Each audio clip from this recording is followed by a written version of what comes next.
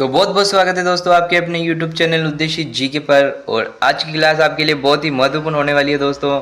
और जो भी विद्यार्थी सीएटी की तैयारी कर रहे हैं दोस्तों, उनके लिए ये क्लास बहुत ही महत्वपूर्ण होने वाली है। वीडियो को लास्ट तक देखना, क्योंकि आज हम आपके लिए लेके आए 20 मोस्ट इम्पोर्टेंट प्रश्न। तो आइए शुरू करते हैं दोस्तों, और शेयर कीजिए अपने दोस्तों के साथ।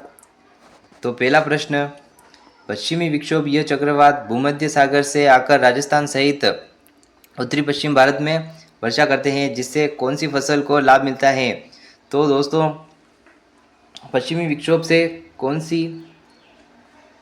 फसल को लाभ मिलता है दोस्तों? सरसों, चना, गेहूं या कपास? तो पश्चिमी विक्षोभ से होने वाली वर्षा से गेहूं को लाभ मिलता है, तो सी इसका सही आंसर होगा। दूसरा प्रश्न, मावट किसे कहते हैं? मावट किसे कहते हैं दोस्तों? ग्रीष्म ऋतु में चलने वाली अत्यंत धूल भरी हवाओं को, शीत ऋतु में होने वाली वर्षा को, अरब सागर के मानसून को, या मानसूनी हवाओं को?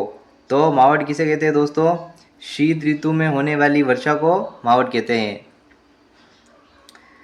तीसरा प्रश्न, धरातली बनावट और भूगर्भिक संरचना के आधार पर किसी नदी तथा उसकी सहायक नदियों द्वारा निर्मित जल प्रवाह की विशेष व्यवस्था को क्या कहते हैं? तो इस व्यवस्था को क्या कहते हैं दोस्तों?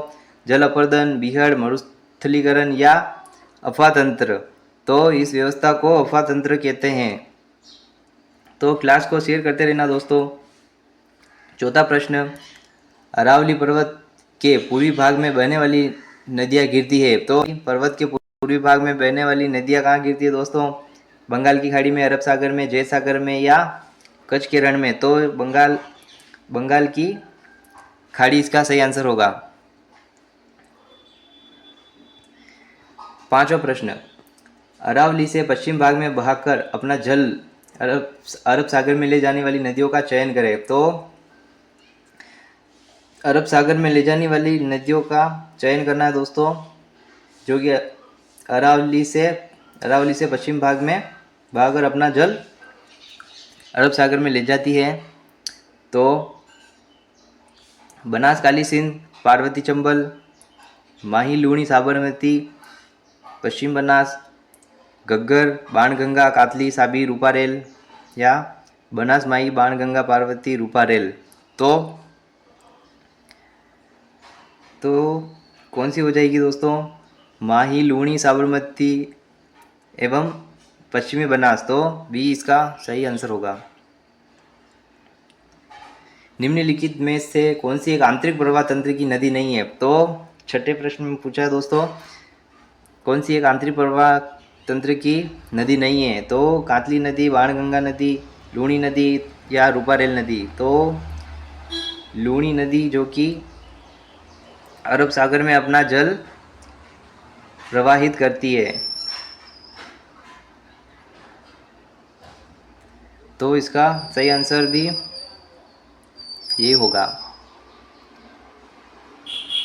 तो सातवां प्रश्न दोस्तों, आज़ादी से पूर्व सेना को वेतन देने का तथा सेना संबंधित अन्य कार्यों की जिम्मेदारी होती थी। तो किसकी होती थी?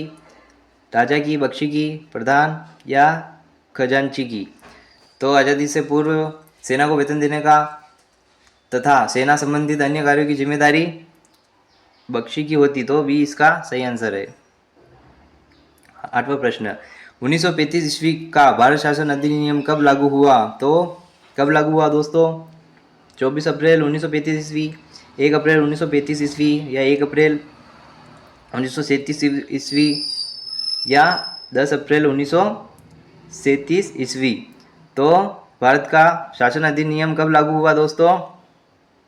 1 अप्रैल 1937 ईस्वी। नवा प्रश्न, एक ही आंदोलन के नेतृत्वकर्ता कौन थे? तो एक ही आंदोलन के नेतृत्वकर्ता कौन थे दोस्तों? मोतीलाल तेजावत, विजय सिंह पथिक, जयनारायण व्यास, भवरलाल सराफ? तो एक ही आंदोलन के नेतृत्वकर्ता कौन थे दोस्तों? मोतीलाल तेजावत। 10वां प्रश्न, भारत में जनगणना का कार्य किस वर्ष से प्रारंभ किया गया था? तो ये कब प्रारंभ किया गया था दोस्तों? 1871, 1872, 1857, 1853। तो ये 1872 में प्रारंभ किया गया था। 11वां प्रश्न, 2011 की जनगणना के अनुसार राजस्थान का सर्वाधिक वृद्धि दर वाला जिला कौन सा है? तो सर्वाधिक वृद्धि दर वाला जिला कौन सा है दोस्तों? जयपुर, बाड़मेर, जोधपुर या उदयपुर? तो सर्वाधिक वृद्धि दर वाला जिला बाड़मेर है, जिसकी कुल वृद्धि 32.5% है। और न्यूनतम वृद्धि दर वाला जिला जो कि श्री गंगानगर है दोस्तों, जिसका कुल वृद्धि दर 10% है। तो सर्वाधिक वृद्धि दर वाला पूछा है हमें, तो कौन सा होगा? बाड़मेर इसका सही आंसर होगा। 12 प्रश्न, मरुस्थलीय प्रदेश का कुल जनघनत्व कितना है? तो मरुस्थलीय प्रदेश का कुल जनघनत्व कितना है दोस्तों?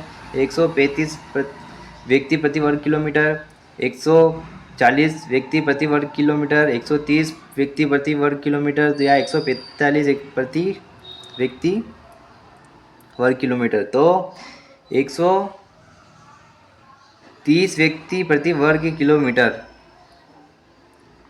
सी इसका सही आंसर हो जाएगा। 13वां प्रश्न, किस प्रदेश का जनघनत्व राज्य में सर्वाधिक है? तो किस प्रदेश का जनघनत्व राज्य में सर्वाधिक है दोस्तों?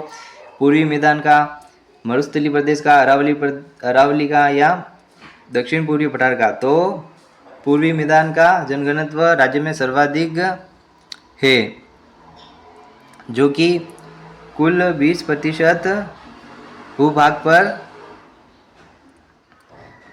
पर 33% जनसंख्या निवास करती है। 14 प्रश्न दोस्तों, 2011 की जनगणना के अनुसार राजस्थान का लिंगानुपात कितना है? तो 2011 की जनगणना के अनुसार राजस्थान का लिंगानुपात कितना है दोस्तों? 920, 928, 929, 935। तो 928 20 का सही आंसर होगा। 15वां प्रश्न, 2011 की जनगणना के अनुसार राज्य का न्यूनतम लिंगानुपात वाला जिला कौन सा है? तो न्यूनतम लिंगानुपात वाला जिला कौन सा है दोस्तों? डूंगरपुर, धौलपुर, जयपुर या बांसवाड़ा? तो कौन सा हो जाएगा दोस्तों? धौलपुर। 16वां प्रश्न, मिट्टी की दोहरी प्राचीर से घिरा दुर्ग है। तो मिट्टी की दोहरी प्राचीर से घिरा दुर्ग कौन सा है दोस्तों? बूंदी दुर्ग, रणथंभौर दुर्ग, जालोर दुर्ग या लोहागढ़ दुर्ग? तो रणथंभौर दुर्ग, जो कि मिट्टी की दोहरी प्राचीर से घिरा दुर्ग है। 17वां प्रश्न, किस दुर्ग में 9 दरवाजों से युक्त दुर्ग के चारों ओर घुमावदार व सुदृढ़ एवं चौड़ी दीवार बनी हुई है? तो ये कौन से दुर्ग में दोस्तों? कुंभलगढ़ दुर्ग, लोहागढ़ दुर्ग, जालोर दुर्ग या चित्तौड़गढ़ दुर्ग? तो ये कुंभलगढ़ दुर्ग में है दोस्तों। तो ये इसका सही आंसर होगा।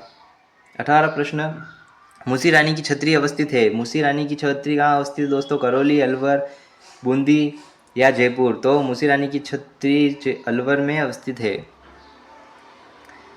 मालवा पर मराठों का अधिकार कब हुआ? तो मालवा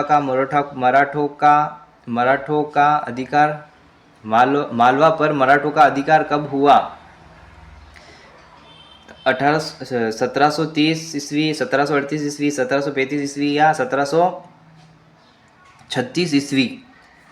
तो मालवा पर मराठों का अधिकार कब हुआ दोस्तों? 1735 ईस्वी को। आखिरी प्रश्न दोस्तों, हुरड़ा सम्मेलन कब हुआ? तो हुरड़ा सम्मेलन कब हुआ? 17 जुलाई 1734 ईस्वी, 18 जुलाई 1735 ईस्वी, 17 जुलाई 1736 ईस्वी या 19 जुलाई 1735 ईस्वी? तो हुरड़ा सम्मेलन 17 जुलाई 1734 ईस्वी में हुआ। तो ये थे मोस्ट 20 इम्पोर्टेंट प्रश्न दोस्तों। और क्लास को शेयर कीजिए अपने दोस्तों के साथ, और जो भी विद्यार्थी तैयारी कर रहे हैं दोस्तों तो ये क्लास उनके साथ भी शेयर कीजिए, और चैनल को सब्सक्राइब कीजिए ताकि ऐसे ही वीडियो आपके लिए रोज़ रोज़ मैं ला सकूँ दोस्तों। लाइक कीजिए। तो बहुत बहुत धन्यवाद दोस्तों। जय हिंद।